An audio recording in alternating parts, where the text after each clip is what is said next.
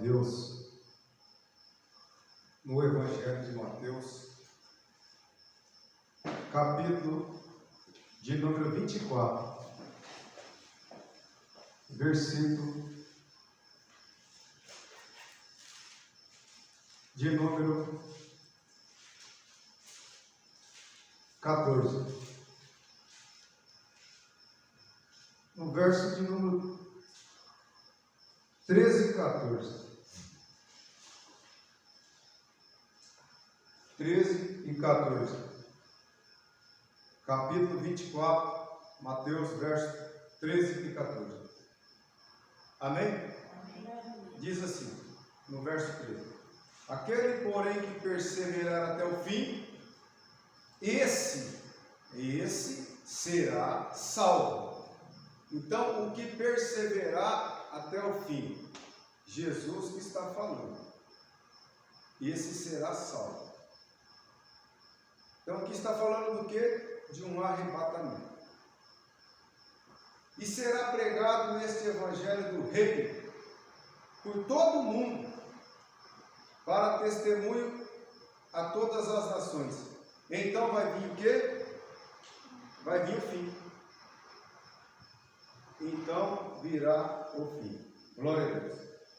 Queridos, vamos falar com o Deus Criador. Vamos neste momento orar. Curva as suas cabeças e vamos falar com Deus. Pai, em nome do teu Filho amado Jesus, o Cristo, o nosso eterno Salvador, a tua palavra vai ser pregada neste momento. E eu te peço a direção, eu te peço ajuda, meu Pai. Que neste momento o Senhor venha tomar a minha boca, o Senhor venha falar com a tua igreja aquilo a qual o Senhor quer transmitir, Senhor. Eu sou apenas um vaso, e um vaso disposto a te servir, meu Pai. Eu sou um instrumento, e me coloco em tuas mãos neste momento, esse instrumento em tuas mãos, Senhor. Então, meu Deus, eis-me aqui o teu filho, o teu servo. Usa-me para falar com a tua igreja, meu Deus. Usa-me esta noite, me dê a direção, porque eu preciso de ti. Queremos aprender contigo, queremos escutar a tua voz. Obrigado pelas ofertas, pelas colunas que foram semeadas na tua casa. O Senhor venha multiplicar, porque o Senhor é um Deus da multiplicação. Quebra toda a força do inferno, meu Pai. Nos dê a tua direção. Fala conosco. Digo eu, usa-me, Senhor, em nome de Jesus. Amém. Queridos, esse trecho bíblico aqui, esta passagem é uma passagem que tem várias interpretações por muitos teólogos, pessoas que estudam a Bíblia e pessoas que dão até aula de teologia, pessoas que ensinam o Apocalipse, que tem visões muito diferentes nesta passagem bíblica. Eu já vi muitas pessoas com raciocínios diferentes em cima desse trecho a qual o Senhor Jesus nos ensina. Um trecho muito importante para a nossa caminhada, a qual ele começa ensinando sobre o princípio, o começo de dores. E fala sobre falsos profetas, fala sobre as guerras, fala sobre as nações, fala sobre pestes, pandemias, sobre perseguições, fala sobre coisas dolorosas que haviam na face da terra. E depois, no final, ele disse, mas aquele que perseverar até o fim será salvo. Ele fala sobre falsos profetas que vão enganar muitos, é o que está acontecendo. Ele fala sobre um amor da humanidade que está se esfriando. Só que ele diz que aquele que perseverar até o fim será salvo. Ele está falando do que? Da salvação. E será pregado esse evangelho do reino por testemunho esse evangelho do reino por todo o mundo, para testemunho a todas as nações, então virá o fim. Mas aqui muitas pessoas se tratam de um fim que é lá no final, mas o fim que Jesus está dizendo é sobre esta passagem, sobre este acontecimento. Porque é a mesma coisa de eu pegar e entrar no cafezal e tiver 50 ruas de café. E eu falei, eu cheguei até o fim, mas é o fim naquela rua, só que não acabou tudo. Porque esse fim não é o fim do mundo, é o fim daquela etapa, se está tratando do arrebatamento da igreja. É a mesma coisa de uma usina pegar 10 fazendas de cana para cortar. Aí ele chega e fala, a fazenda, por exemplo, paraguaia, chegou ao fim. Mas ainda tem mais etapas pela frente. O Senhor Jesus está falando de um fim aqui, de chegar até no evento a qual está dizendo que é o arrebatamento. Quer dizer, essa etapa chegou ao fim, chegou o arrebatamento. Aí se você for ver, logo no começo do versículo 15, em diante, já entra o que? Depois do arrebatamento. A grande tribulação, se você for ver em cima da sua Bíblia, aí está escrito a grande tribulação. E depois no verso 29 está falando de novo a vinda do Filho do Homem, que é o que? Que é a segunda vinda, que Jesus coloca os pés no Monte da Oliveira, onde ele vem com a igreja em cavalo branco, onde vai ter a batalha do Armagedon. Então é fácil de entender. Primeiro, arrebatamento, depois a tribulação, depois a segunda vinda. Só que muitas pessoas não pregam da maneira que nós pregamos, mas nessa parte eles confundem tudo.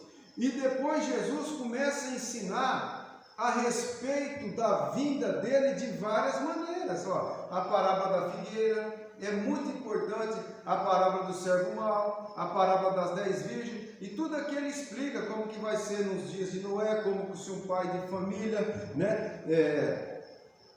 e explica de uma maneira que todos conseguem entender. Primeiro ele ensina tudo e depois ele faz parábolas ensinando como que vai ser o arrebatamento de uma maneira que não tem como a pessoa não entender, Você vê o versículo de número 38 aqui, ele já ensina que vai ser como nos dias de Noé, Ele já ensina aqui no versículo de número 41 que 2 estarão trabalhando no moinho, um será tomado e o outro será deixado. Quer dizer, ele explica como que vai ser a vinda dele. Primeiro ele explica do princípio da dor, que vai ter dor, vai ter isso, vai ter aquilo.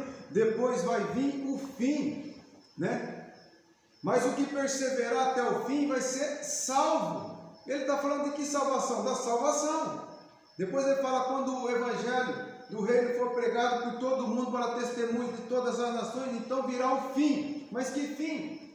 Da salvação. Vai ser a salvação. E depois ele faz várias parábolas para a pessoa entender como que vai ser a salvação. E eu já vi muitas pessoas ensinar de uma maneira totalmente diferente. Prega da maneira que eu prego, ensina da maneira que eu ensino, mas diz que aqui não é o evangelho que tem que ser pregado para nós nos dias de hoje. Diz que esse evangelho aqui vai ser o evangelho que vai ser pregado dentro da tribulação, o evangelho para quem for entrar no reino milenar. Mas Jesus sempre pregou o evangelho do reino para nós. Nós que vamos reinar, nós temos que saber qual que é o evangelho do reino. Todo o evangelho que é pregado é para salvação. E para que essa salvação? Para reinar com Cristo, para receber o melhor de Cristo, para estar com Cristo. Mas tem pessoas que acabam pegando a palavra, e porque pessoa se destaca, pessoa é professor, pessoa tem não sei quantos anos de igreja, mas o evangelho do reino é para quem? É para nós também, porque nós vamos reinar com Cristo. E nós vamos estar junto com Cristo. Nós vamos reinar em cima das nações. Nós lutamos para estar no reino. Jesus ensinou tanto a respeito do reino, mas tem pessoas que dizem que esse evangelho aqui é o evangelho que vai ser pregado dentro da tribulação para os que estiverem lá alcançar o reino. E eu já tenho uma visão totalmente diferente. Aquele, porém, que perseverar até o fim, esse será salvo. Primeiro ele explica tudo no princípio das dores, de uma maneira tudo. E aqui trata do arrebatamento. O versículo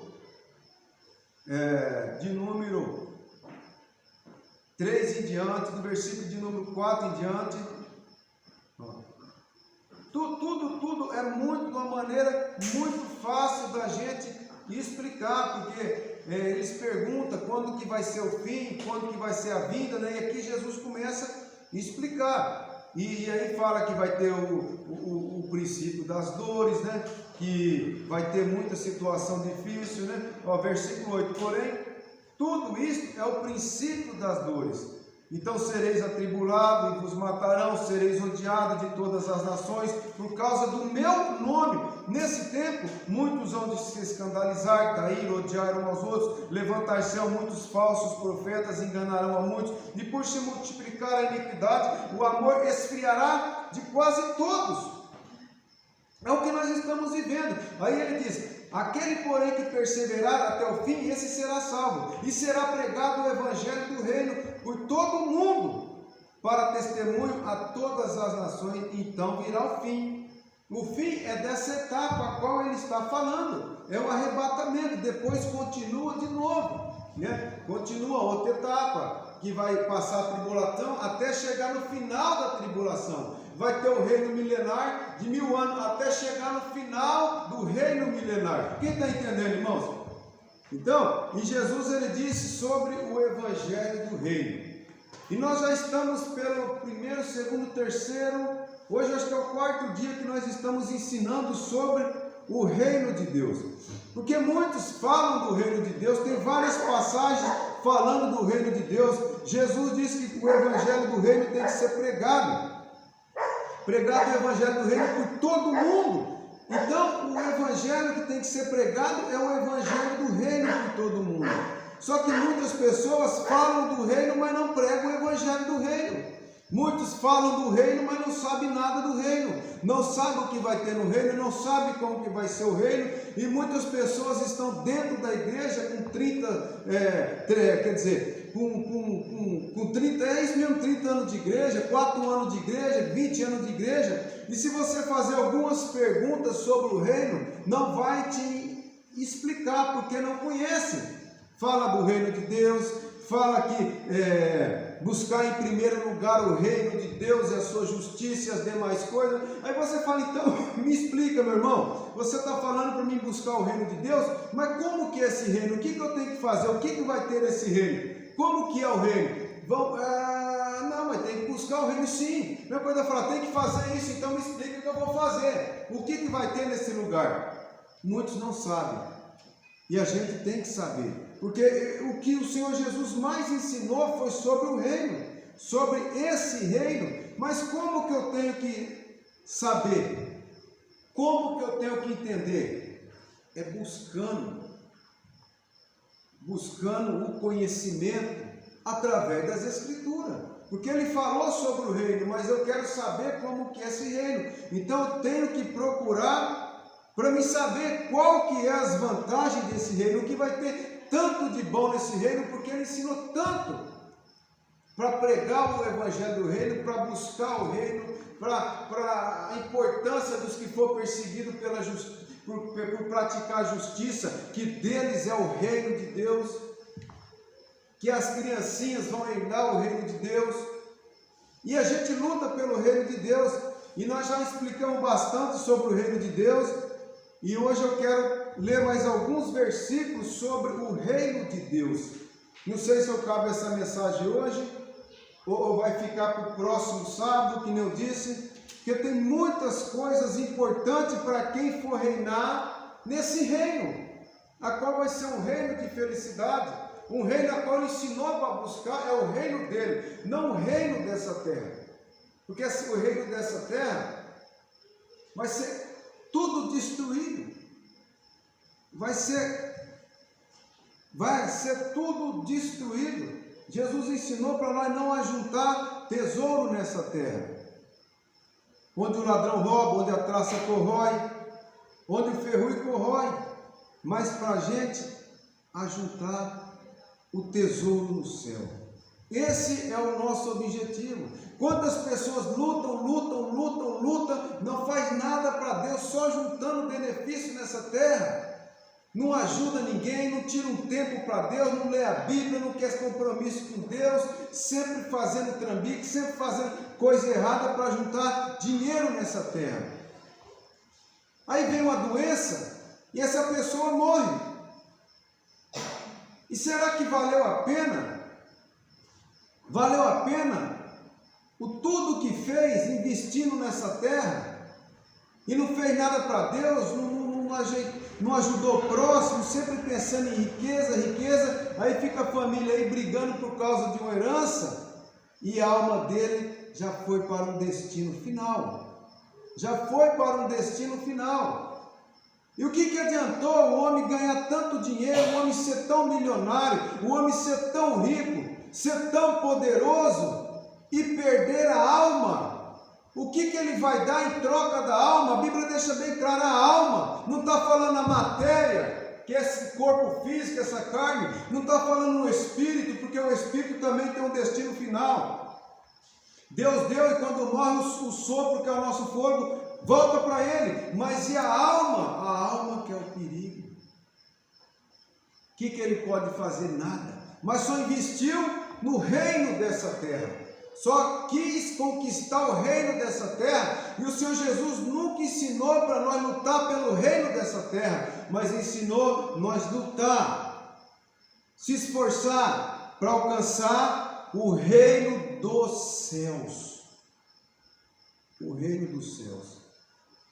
E esse reino vai ser o reino de justiça, a qual quem vai reinar é o Senhor Jesus. E vai ser um reino tudo organizado, porque todo o que não obedecer vai ser punido.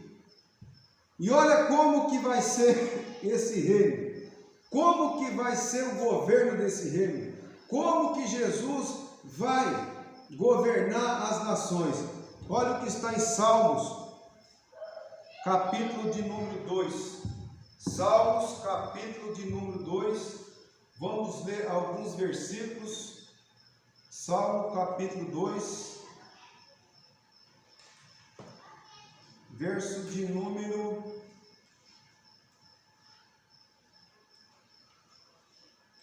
9. Vou ler o 8 já. Eu já vou lendo, tá, irmãos? Se você for ler aqui, em cima do capítulo 2, você já vai ver o reinado do ungido de Deus. Tudo isso aqui se trata do reino de Deus, do reino do Senhor Jesus. Quando Ele estiver reinando: pede-me e eu te darei as nações por herança, e as extremidades da terra por tua possessão. Com vara de ferro as regerá. Com vara de ferro vai governar, e as despedaçarás como um vaso de oleiro. Então vai ser muito poder sobre todas as nações. Todas as nações vão estar sob o poder do Senhor Jesus. Ele vai governar elas.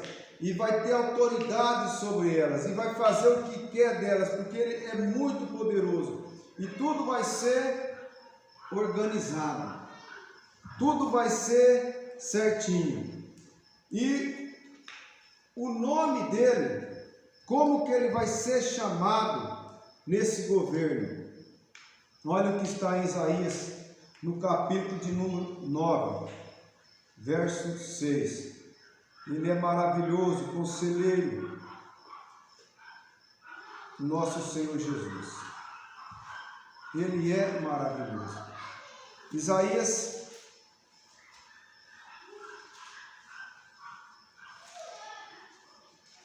capítulo 9, verso 6 diz assim: porque um menino nos nasceu, um filho se nos deu, e o governo está sobre os seus ombros. O governo está sobre os seus ombros. E o seu nome será Maravilhoso, Conselheiro, Deus Forte, Pai da Eternidade e Príncipe da Paz. Então ele é maravilhoso, ele é conselheiro, ele é Deus forte, ele é Pai da eternidade. Você sabe o que é a eternidade? Ele é o Pai da eternidade e ele é o Príncipe da Paz. Esse é o nosso Jesus. E no reino dele vai haver muita abundância de água. Isaías capítulo 30, verso 25. Muita abundância de água no reino do nosso Senhor Jesus. Olha o que está no verso 25. Em todo monte alto e em todo outeiro elevado haverá ribeiros e correntes de água. E haverá ribeiros e correntes de água no dia da grande matança, quando caírem as torres. Então, em todo o monte alto e em todos os outeiros elevados haverá ribeiros e correntes de água. Aleluia! Louvado e glorificado é o nosso Deus. No reino dele, os desertos vão desaparecer. Isaías capítulo 35, verso 6. Mais um pouquinho para frente. Então os desertos vão desaparecer. Olha que está no versículo 6 de capítulo 35. Tudo isso vai ser nessa época, quando o Senhor Jesus estiver reinando. Os coxos saltarão como servo. Você já imaginou? Saltando como servo, por quê? Porque vai estar tudo com saúde. E as línguas dos mudos cantará, por quê? Porque vão voltar tudo ao normal. Pois águas arrebentarão no deserto e ribeiros no Hermos. Então vai ter muitas águas que vai sair do meio do deserto. Verso 6. A areia abraseada se transformará em lagos, e a terra sedenta em mananciais de águas. Onde outrora viviam os chacais, crescerá a erva com canas e juncos. Crescerá com canas e juncos. Olha o que está no verso de número 24 do capítulo 33. Como que vai ser a saúde? Nenhum morador de Jerusalém dirá: estou doente, porque ao povo que habita nela perdoar-lhe-á a sua iniquidade. Então, irmãos, ninguém vai ficar doente. Vai ser todos com muita saúde. Olha também o nome do Senhor Jesus neste reino. Jeremias capítulo 33, verso de número 16. Naqueles dias, Judá será salvo, e Jerusalém habitará seguramente. Ela será chamada Senhor, justiça nossa. Senhor, justiça nossa. E quem é que vai entrar nesse reino? São os santos, do Altíssimo. São aqueles que renunciaram ao mundo, são aqueles que preferiram perder aqui agora para ganhar lá na frente. Preferiram sofrer aqui agora para se alegrar lá na frente. Preferiram passar dificuldade aqui agora, mas ter uma vida justa para conseguir muito mais lá na frente. E quem são esses? Os santos do Altíssimo, a igreja de Deus, aqueles que têm vida com Deus. Daniel capítulo 7, verso 18 e no verso 27, diz assim, ó, mas os santos do Altíssimo receberão o reino, e o possuirão para todo sempre, de eternidade em eternidade. Então, vão receber o reino e possuirão para todo sempre, de eternidade em eternidade. Então, irmão, vai ser coisa eterna. Verso 27. O reino e o domínio e a majestade dos reinos debaixo de todos os céus serão dados ao povo dos santos do Altíssimo, e o seu reino será reino eterno, e todos os domínios o servirão e lhe obedecerão. Então, vale a pena, meus irmãos, confiar em Deus, buscar em Deus, ter vida em Deus, porque o melhor de Deus está chegando. E nessa época, vai ter muitas famílias vivendo na face da terra. Porque o reino vai ser na face da terra. Tudo vai ser mudado na face da terra. Os animais vão mudar, as florestas, os rios. Vai ter muita abundância, vai haver uma grande transformação. E vai ter muitas pessoas morando na face da terra, com corpo físico, se relacionando, tendo seus filhos, tendo suas casas, muita prosperidade, muita riqueza, não vai ter injustiça. E por isso que nessa época vai ter muitos filhos. Olha o que está em Zacarias, no capítulo 8, no verso de número 5.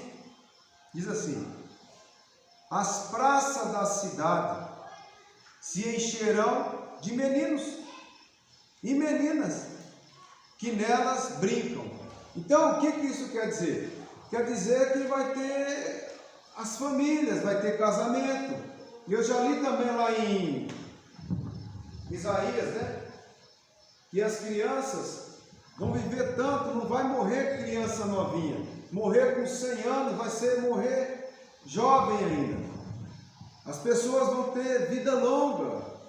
As pessoas vão ter uma vida de paz, uma vida de alegria, vai ser próspero, vão plantar, vão se alegrar, vão se regozijar, né? Tudo vai dar certo, não vai ter a injustiça. Por quê? Porque o Senhor Jesus, Ele vai governar com cedro de ferro. E quem querer, por exemplo, se levantar contra ele, ele destrói como se estivesse destruindo um objeto de barro. Isso quer dizer o quê? A Bíblia quer dizer que ele vai ter muito poder. Então, meus irmãos, vale a pena nós lutar, vale a pena nós perseverar por esse reino. E nesta época, não vai haver maldade. Por que não vai haver maldade? Por que tem a maldade hoje? Porque o Satanás está solto. Milhares de demônios estão soltos, trabalhando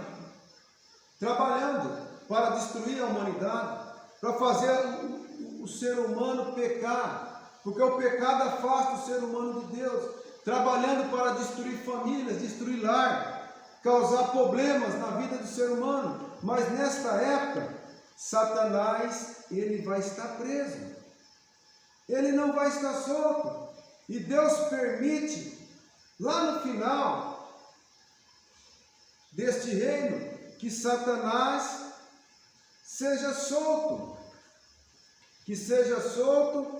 Mas por que será que Deus permite que o diabo seja solto nesse final do 1000 anos?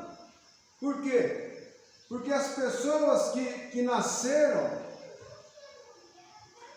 nessa época desse reino, pessoas que viveram muitos anos, não passaram por situações a qual a igreja passou, não passaram por provações difíceis, e por isso que Deus permite que o diabo seja solto para, na face da terra, praticando a maldade, para provar os seres humanos que estão na face da terra. Você está entendendo? Deus, ele prende o diabo, acorrenta o diabo, um anjo forte acorrenta o diabo quando começar esse reino. No abismo, prende ele no abismo, só que no final, Deus solta ele. Porque teve muita gente que não passou por provação, teve muita gente que não passou por luta, teve muita gente que não foi tentado. E mesmo assim o ser humano, vendo Deus, o trabalhar de Deus, estando do lado de Jesus, acaba ainda caindo nas lábias desse ser do mal, que é o sedutor das nações. Olha o que está em Apocalipse, no capítulo 20. Vamos ler Apocalipse capítulo 20. Já vou ler, irmãos. Do verso 1 em diante. Então vi descer do céu um anjo que tinha na mão a chave do abismo e uma grande corrente. Então é bom os irmãos entenderem. Existe o inferno. No meio do inferno tem um abismo onde tem demônios que ficam no abismo. Não é no inferno. Agora eu vou pregar sobre isso daí. E tem o paraíso. Então existe inferno, na onde vai parar os mortos que não tiveram vida com Deus, os mortos que não foram salvos. E existe ali uma divisão, como se fosse o inferno, um abismo onde tem demônios ferozes ali. E Judas fala sobre isso, Pedro fala sobre isso em outras passagens. E aqui nesse abismo também vai ser preso Satanás.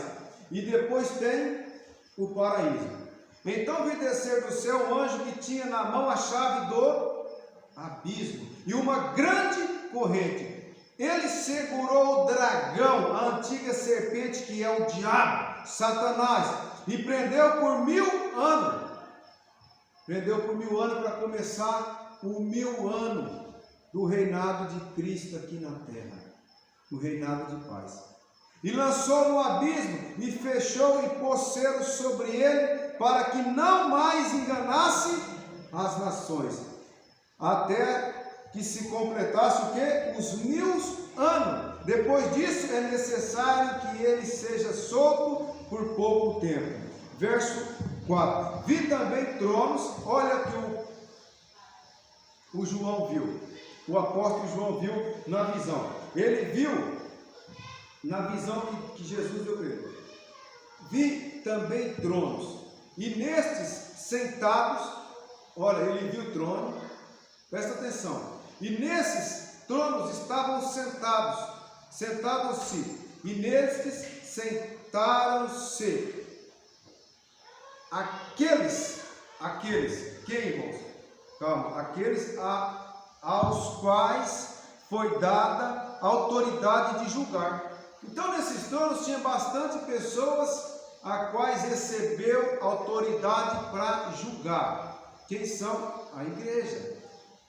Vi ainda as almas, é o que eu disse, corpo, alma e espírito. Ele viu as almas dos decapitados por causa do testemunho de Jesus. Então ele viu almas de pessoas que tinham sido decapitados, degolados, cortados suas cabeças, por causa do testemunho de Jesus, bem como por causa da palavra de Deus, tantos quanto não adoraram a besta. Então isso aqui ele viu antes, né? Que isso daqui era no período da grande tribulação, esse acontecimento que ele viu. Não adoraram a besta, nem tampouco a sua imagem. Então ele viu. Por quê? essas pessoas foram mortas? Porque não adoraram a besta e porque não adoraram a sua imagem. E não receberam a marca na fronte e na mão. E viveram. Então aqui eles ressuscitaram. E reinaram com Cristo durante 1000 anos. Então eles viveram e reinaram com Cristo 1000 anos. O restante dos mortos não viveram, até que se completasse os 1000 anos. Esta é a primeira ressurreição. Então o restante dos mortos, qual é? Os que chegaram a morrer no reino de Cristo, porque eles não reviveram até que chegaram os 1000 anos. Então quer dizer, eles vão viver, eles vão voltar, mas primeiro tem que completar os 1000 anos, porque eles morreram na face da terra. Que eles não estavam em corpo glorificado, eles tinham família, eles tinham suas casas. O restante dos mortos não reviveram até que se completasse os 1000 anos. Esta é a primeira ressurreição. Bem-aventurado e santo aquele que tem parte na primeira ressurreição. Sobre esses, a segunda morte não tem autoridade. Pelo contrário, serão sacerdotes de Deus e de Cristo e reinarão com ele 1000 anos. Verso 7. Quando, porém, se completarem os 1000 anos, Satanás será solto da sua prisão. Então, quando estiver completando, Satanás vai ser solto da prisão.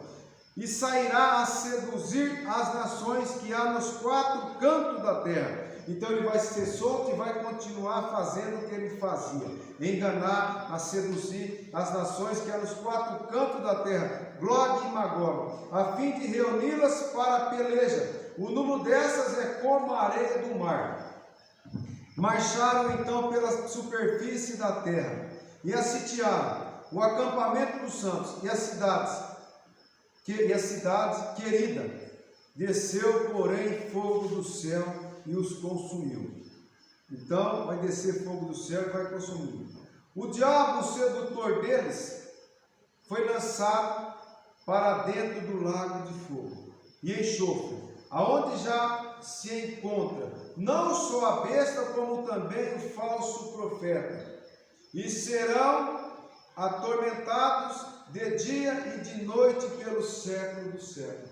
É por isso que ele quer levar a humanidade para o lago de fogo, porque ele sabe que ali é o lugar dele, aonde as pessoas que seguir ele vai ser atormentado, junto com ele, junto com o falso profeta, junto com a besta, pelos séculos dos séculos, pela eternidade.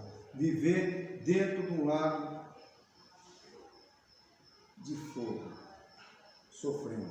Para encerrar, eu vou deixar um versículo que está em Apocalipse, capítulo 2, verso 26. A palavra de Deus, ela se cumpre. O que eu li lá em Salmos, capítulo 2, verso 8, o Senhor Jesus também nos ensina aqui, para a igreja, que somos nós, que perseverar. Olha o que vai acontecer. Ao vencedor, então, novamente, os irmãos entenderem, que guardar o que? Até o fim. É cumprido também o que eu acabei de dizer lá em Mateus capítulo 24. É onde muitas pessoas, por isso que eu falo, irmão, eu não vou na cabeça dos outros, eu vou na Bíblia. Tem muitos pastores que dá cada ensinamento bonito, fala tanta coisa que está acontecendo, só que nessas palavras eles mudam tudo. Então, ao vencedor de guardar até o fim. Que fim? Mas para que esse fim? As minhas palavras, que guardar até o fim. Então nós temos que guardar a palavra do Senhor Jesus, confiar, acreditar, aí nós vamos ser salvos. Mas olha o que a Bíblia diz aqui, ao vencedor que guardar até o fim as minhas obras, eu lhe darei autoridade sobre as nações. É o que vai acontecer em Apocalipse capítulo 20, verso 8. Vi, porém, tronos, e neles assentaram aqueles cujos, vocês viram? Então é aqui, e ao vencedor que guardar até o fim as minhas obras, eu lhe darei autoridade sobre as nações. Então vai ter autoridade sobre as nações. E aí vai se cumprir o que o salmista disse, no capítulo 2, no verso de número 8, a qual eu li Mateus e depois eu fui lá. Verso 27, e com cedro de ferro as regerá, e com cetro de ferro vai governar junto com o Senhor Jesus. E as reduzirá a pedaço como se fossem objetos de pó, objetos de barro. Quem disse isso? O nosso Salvador. Então, irmão, você vai ser muito poderoso, você vai ser honrado, você vai governar a nação, você vai estar no lugar de destaque. Você está entendendo? Você está entendendo aonde que o Senhor Jesus vai colocar nós? Você está entendendo? Ah, como que é? Não sei, quem sabe vai ter muitas nações, e cada nação vai ter estados, cidades. Eu não sei como é, mas Deus ele vai colocar. E você vai ter muito poder e autoridade. E aí tudo que você tiver dúvida, Jesus está no trono sentado lá em Jerusalém. Ele vai ser o governo mundial, com muita sabedoria. E nós vamos dialogar com ele, nós vamos conversar. E precisa de telefone? Não, você vai estar em corpo glorificado. Então, irmãos, vamos lutar por esse reino. Jesus, ele está voltando. Glória a Deus. Amém? Vamos agora